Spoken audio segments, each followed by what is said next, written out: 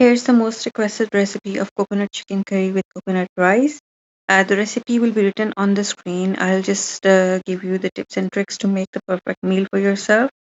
So, when you're making the rice, make sure that you don't brown the onions. They should be just light pink. Follow the instructions written on the screen. Add everything and make the rice. The water level, once you add the rice, it should be just 1 inch above the rice to make the perfect rice. And when you cover the rice and cook them, don't open the lid. Now I've taken the whole chicken breast and made some cuts into it. You can cut the chicken into pieces as well. It's just the same thing.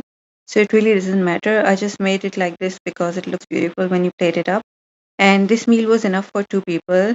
It highly depends on your appetite. Just look at that beautiful chicken.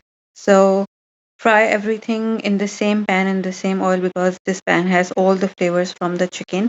All the instructions are written on the screen, and I'm gonna put everything in the description box as well. The whole recipe of rice along with chicken took less than 25 minutes, and it's such an amazing meal that you're really gonna make it again and again. These rice really go very well with dal as well, so you can. This recipe is actually a keeper. Enjoy.